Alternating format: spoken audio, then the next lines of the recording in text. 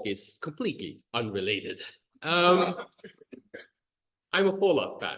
Live with it. I'm a nerd, and I guess most of us are.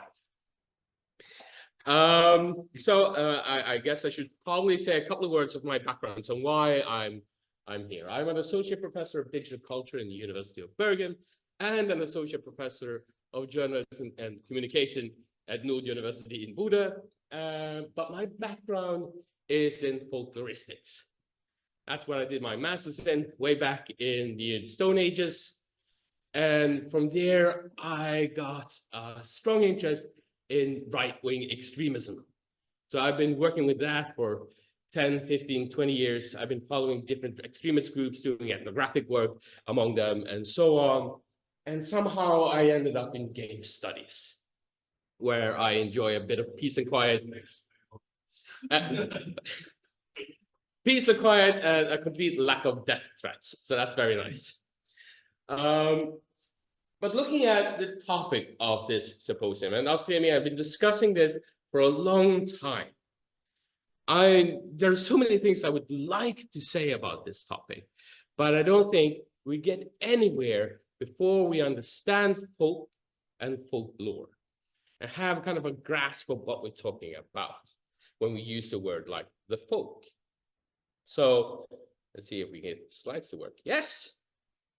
So before we talk about folk mechanics or folk worlds or mythologies, right? Before we get into all of that terminology, we need to understand folklore, right?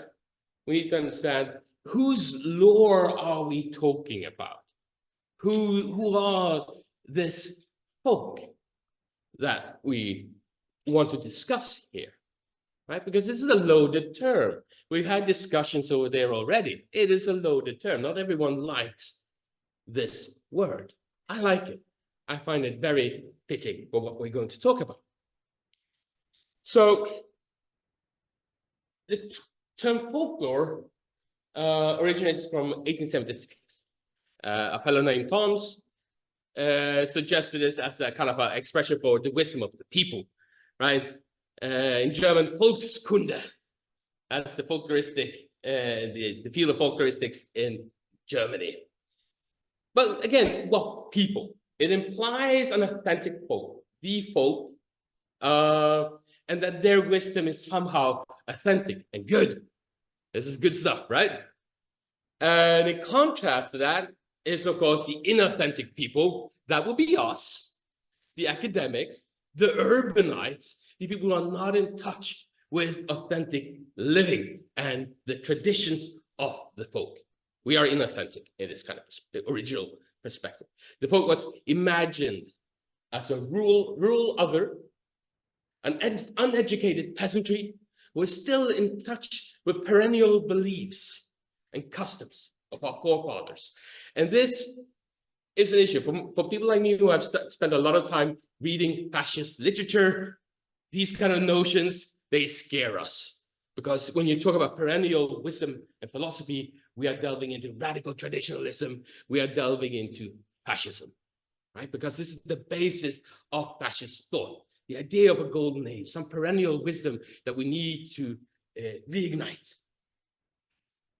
So we need to unpack the consequences of this in order to deal with the notion like the folk and folk worlds. We need to unpack this and see if this is still salvageable.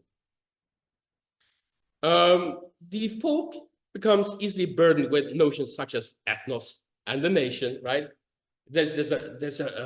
Especially in Europe, there's a racial component to the folk, an ethnic component to the folk, and it's part of our nation building process. Folklorists were very much involved in creating the traditions and cultures of the different new nation states that are arising in Europe at that time. So we have the German folktale, and you have the Norwegian folktale, you have the Russian folktale. They are the expression of these specific folk, that ethnos. Those defined us. So they were the original, unsullied by the modern Western urban life, right?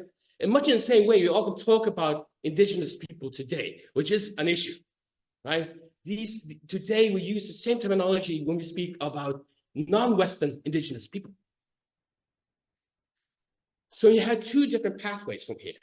You either have, and this is a strange one, right? The progressive approach is to refer to them as backward. That is the progressive way, right? This is the way of the teacher, the church, to think about these are backward peasants that you need to lift up.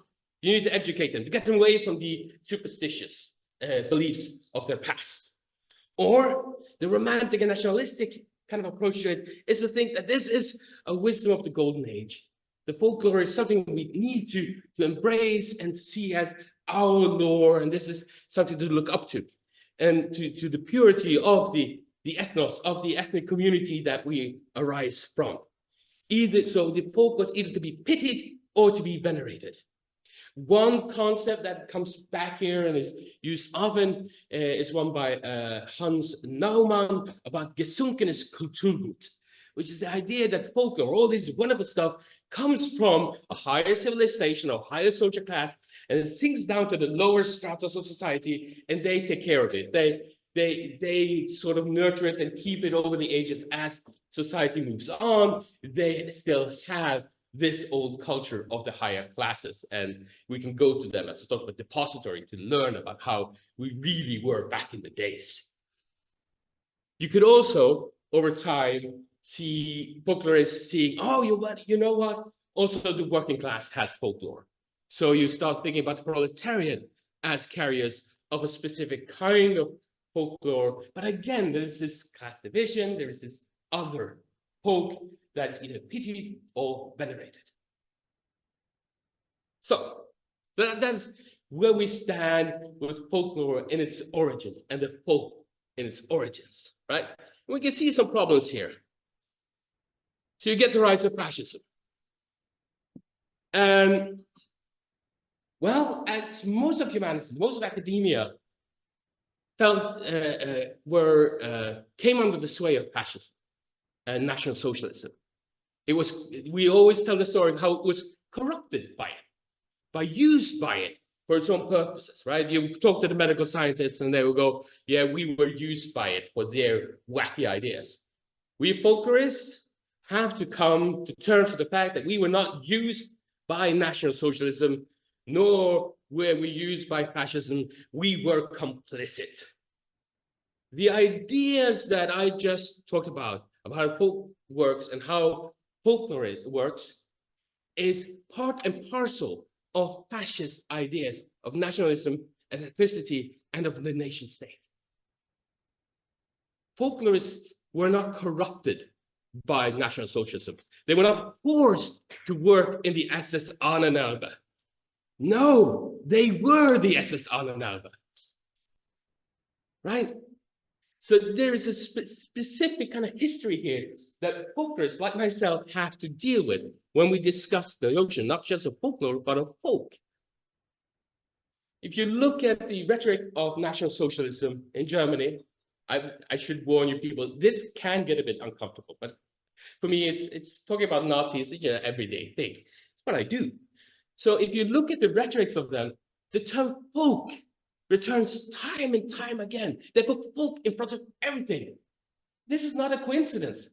This is not a corruption of the term folk. This is it. So you can see as a folklorist, we have some issues. It demonstrates kind of the dangers of revering the folk as an epitome of a special other. That the folk has a specific wisdom that we need to embrace, or we lose this kind of natural wisdom. So, and as I said, it's not corrupted. It was part and parcel of fascism.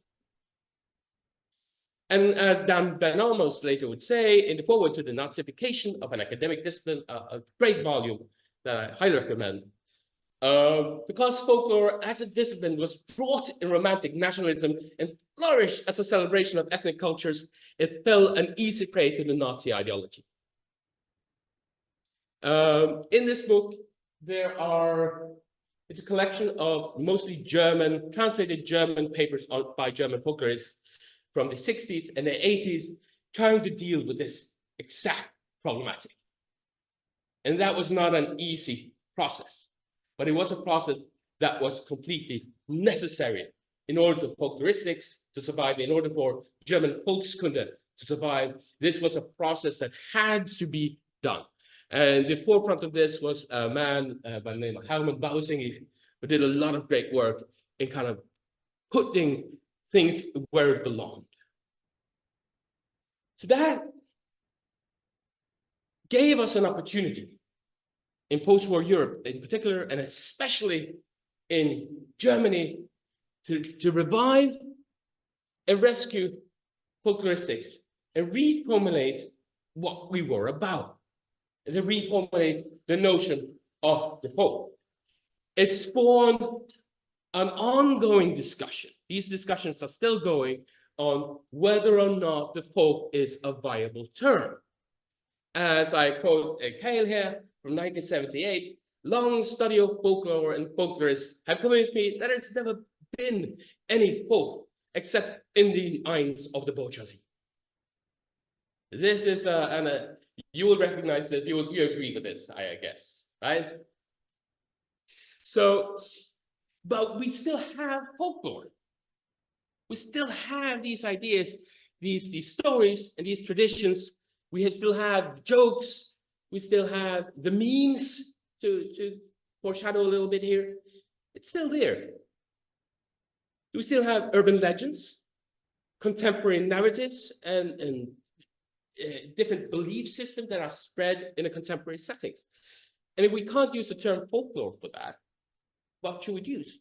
We have already a couple of hundred years of research and theory to help us understand these processes and transmission of folklore. So we stay with the term. That means also that we need to stay with the term folk and have a better understanding of what that actually means. Alan Dundes, one of my favorite folklorists of all time. I will always refer to him whenever I have a chance. He suggested in 1965 that the folk was any group of people whatsoever who share at least one common factor. It doesn't matter what the linking factor is. It could be a common occupation, language, or religion. Or what is important is that a group have some traditions that it calls its own. It does circumvent the kind of the idea of the rural peasantry, right? So we can all be a part of the folk in our modern society. It also does circumvent the idea of tradition as something that needs to be old, because traditions don't need to be that old, not in contemporary society. And a group, right? So if we decide that folk is a group, we have to understand that a group does not exist for the social interaction. We create groups by social interacting. So that's what comes first. The social interaction creates a group. And the social interaction in this case is our folklore. So through our folklore, we create the folk. If we share folklore, we are a folk. So no matter our social status or level of education, we are all part of folk groups sharing folklore, sharing ideas. And it brings to mind one of my favorite research jokes is, how do jokes spread internationally? Anyone have an idea? How does jokes spread internationally from one country to another? You know, folklorist conferences. Because you come from all over the world and tell each other our favorite jokes, and then we move on. And the same here, we tell each other jokes, right? That are specific to our fields, to our interests, creating a group through that social interaction. So, to move on. From that, Dan Ben Amos understands that folklore is the artistic communication within these small groups. You could also just start to discuss this in terms of social network theory, which has interesting results. You can also discuss it in terms of imagined communities and so on and so on. But the fact that the folklore is what we communicate, our ideas, our notions, our dreams, our jokes, our narratives that we share. We can also discuss this in terms of secondary orality, which I think is important in our digital age to understand that, you know, when we often speak of folklore, we often try to stick to the oral. We always try to think of this as an oral communication. But the internet today allows for a specific kind of orality, a secondary orality. If you go to the internet, you see that how people talk there is in a very oral way, and they spread these stories in the same way that you would think that people, imagine that people spread these stories and spread their folklore around a campfire or whatever, right? Whatever you imagine happened back in the good old days. And so this kind of notions open the doors to understand contemporary culture, and specifically internet culture. Because in order to understand, for our understanding of folk and folklore to remain relevant, we must embrace and kind of expand our notion of the folk, expand our notion of folklore into where groups are formed today. Today, groups are formed online, in games, in gaming communities, in political discourse online, everywhere groups come together and share certain reference points. They create folk groups. And it allows us to see what happens online. There's many phenomena that occurs online as what it is, as folklore. How can we understand a concept like the Slender Man and its transmission, if not as folklore? And the people that are spreading that, the kids that share these stories online, how can we understand them not as something other than a folk group who share a common folklore?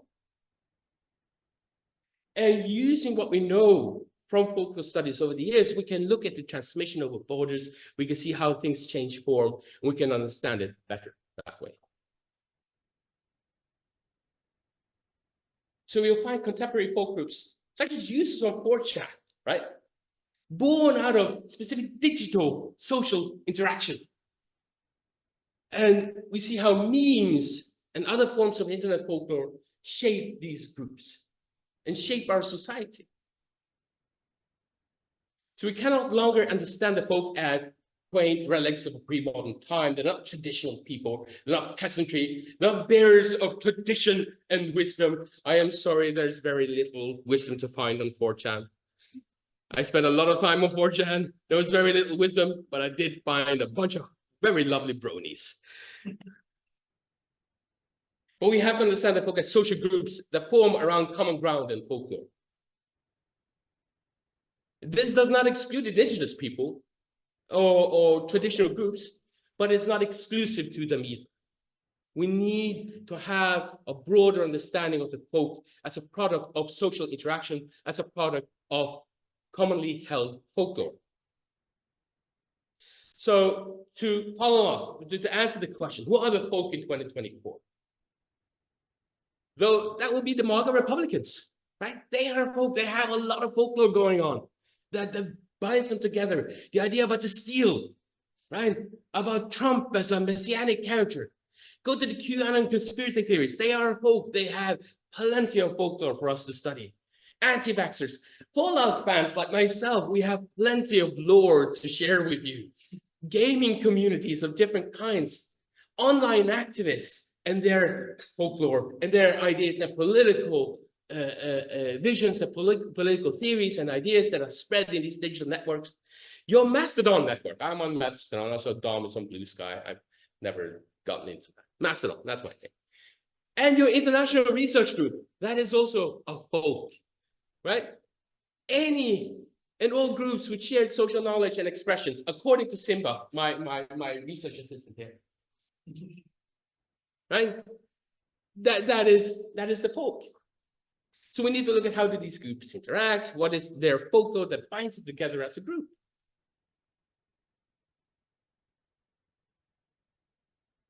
And this is important because we need to understand that if we stick to the old understanding of the folk, if we don't take into account the knowledge we've acquired after World War II, if we don't re-establish and kind of the notion of the folk, we can fall into that kind of pit again of venerating specific groups as bearers of these perennial truths and wisdoms. That is dangerous territory, in my opinion. I'm all for inclusion and learning about other people's perspectives and histories, but I don't believe in putting one ahead of another in the concept of the folk. And I still stand by what Alan Dundes wrote in his original classic paper, Who Are the Folk? Well, his conclusion was, well, among others, we are. And to come into what is the topic of this symposium, right? To just end there. Game worlds are shaped by the folklore of both the designers and the players. Folklore are part building blocks of the world, but also the lens through which the world is interpreted. Furthermore, the game world is part of the folklore of the games community. So you go to these wikis, it's full of lore. That's what they call it, lore. And when they discuss game worlds, they talk about lore building. So they actually reference lore. These game worlds have lore. So, and they express not just through wikis, but through fan art. Have you seen a marvelous fan art made both of games and of movies and everything, right? The fan fiction, this is folklore. This is generated by small groups with a common interest, and this is what creates them, right? The community surrounding Twilight is a folk group. So modern games, as we discussed them here, and their world, become part of a feedback loop of folklore and folk worlds, where on the one hand, they are informed by the folklore of the world that's put into the ideas and notions are put into the design, and then it's spat back out as game lore and reinterpreted and recreated by its players. I'm fascinated by this feedback loop. So yeah, that is pretty cool, I think. So that is, how am I on time? Very good. 5 more minutes. No, I'm ready to quit now. I am ready to get your criticism now, because not only are we a folk, but our games are building blocks of our folk worlds and folklore, and the folk is a political entity. So we need to keep that in mind. This is also about politics. We could discuss that now, I guess. So these are some of the sources I've been using for this. I'm having a lot of fun with delving into this. It's not often I get to be a full-blown folklorist and tell people how we think. So yes, thank you.